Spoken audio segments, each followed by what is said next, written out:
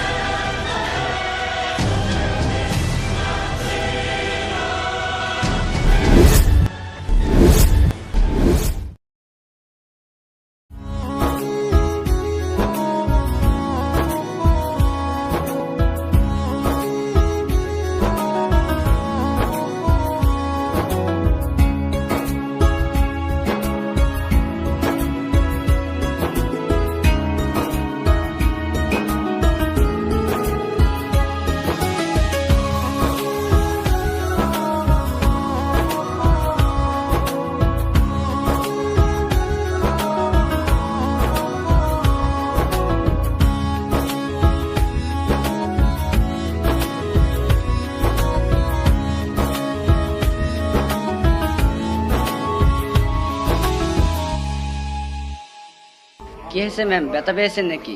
পেয়েছি তো একটু, চলো কিচ্ছু হবে না। ওহো, জুতা জোড়া তো ছিঁড়ে গেছে, দেখো তো রাহুল আশেপাশে কোনো মুচি পাওয়া যায় কি না। ঠিক আছে ম্যাম, জুতাটা আমার হাতে দেন, আমি দেখতাছি।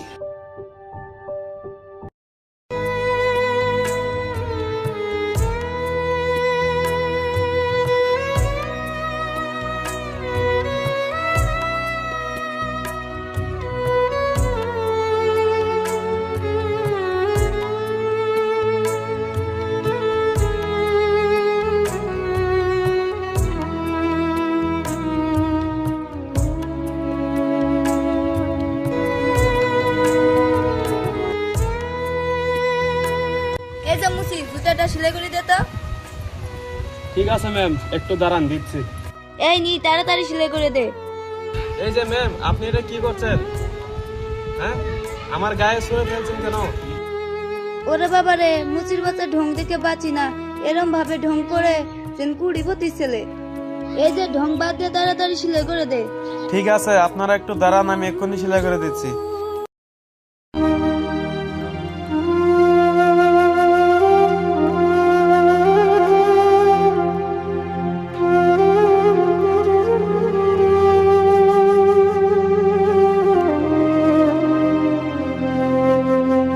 এই যে ম্যাম, আপনার জুতা হয়ে গেছে, নিয়ে নেন।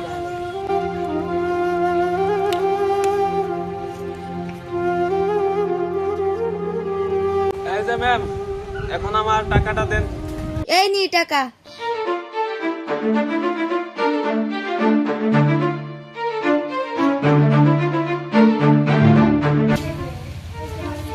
ম্যাডাম, আপনি তো কি করছেন? কি হলো ম্যাডাম, আপনি আমার টাকা দিচ্ছেন না কেন?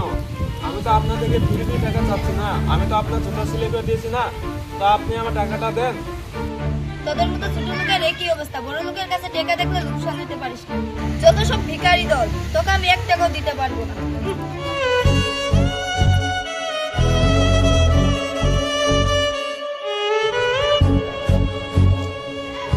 হাই রে মানুষ, আজও দুনিয়াতে কত বাজে মানুষ আছে।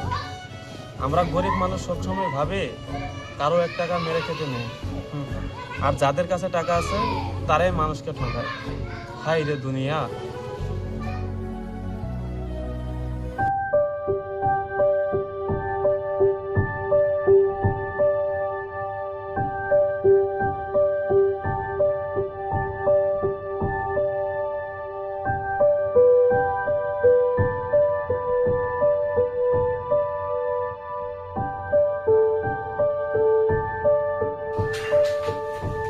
স্যার, চা রেখে গেলাম, খেয়ে নেবেন।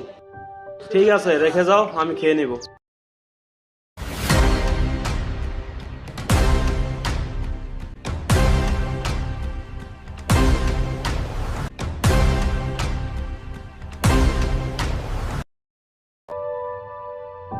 Excuse me sir, may I coming?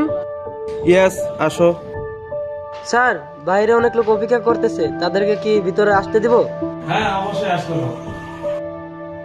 আপনাদেরকে ভিতরে আসতে বললো স্যার।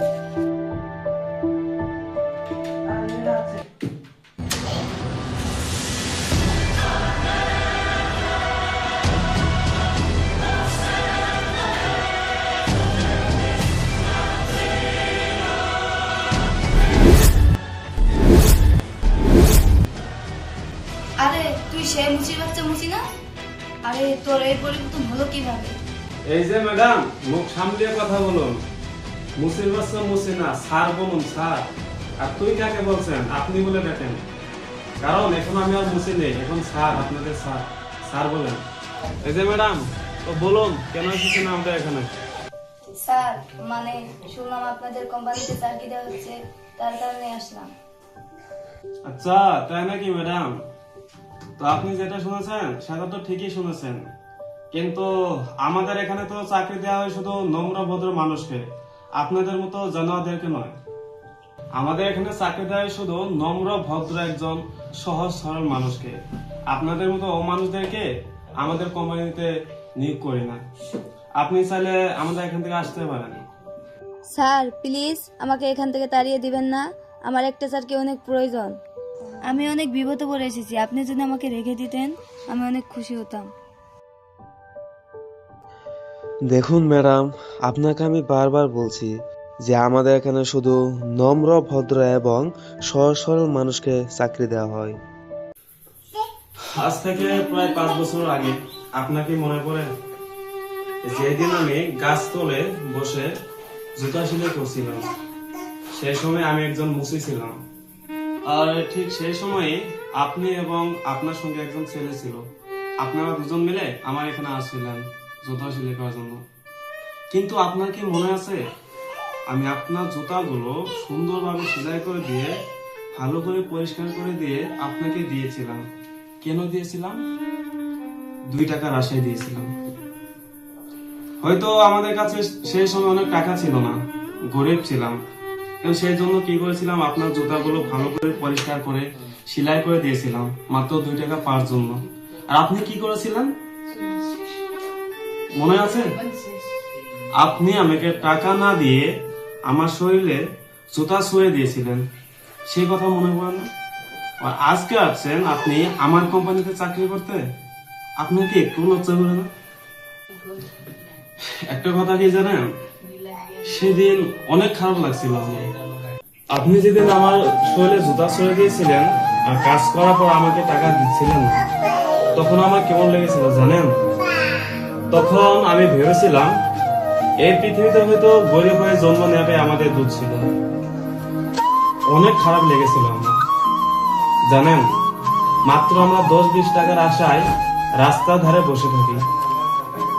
আপনাদের মতো যারা বড় লোক আছে তারা কি করে, গরিব মানুষদেরকে সম্মান করে না, তাদেরকে অসম্মান করে, মানুষ বলেই ভাবে না। কিন্তু একটা কথা কি জানেন, আপনি বড় লোক হতে পারেন, আমি একজন গরিব হতে পারি, কিন্তু একটি কথা সবসময় মনে রাখবেন, আপনিও মানুষ আমিও মানুষ। মৃত্যুর পর কিন্তু আপনাকে কিন্তু পাকা ঘরে রাখবে না, আপনারও যেতে হবে কবরে, আমারও যেতে হবে কবরে। তাই বলি একজন ধনী থাক বা গরিব থাক, তাকে কখনো আলাদাভাবে দেখতে নেই। আমরা সব সময় একভাবেই চলতে হবে যে আমরা মানুষ। আপনারা আমার উপরে খারাপ পাবেন না ম্যাডাম, আপনারা এখন আসতে পারেন। আশিকুল, জি স্যার। তাদেরকে নিয়ে নিচে বসে দিয়েছে।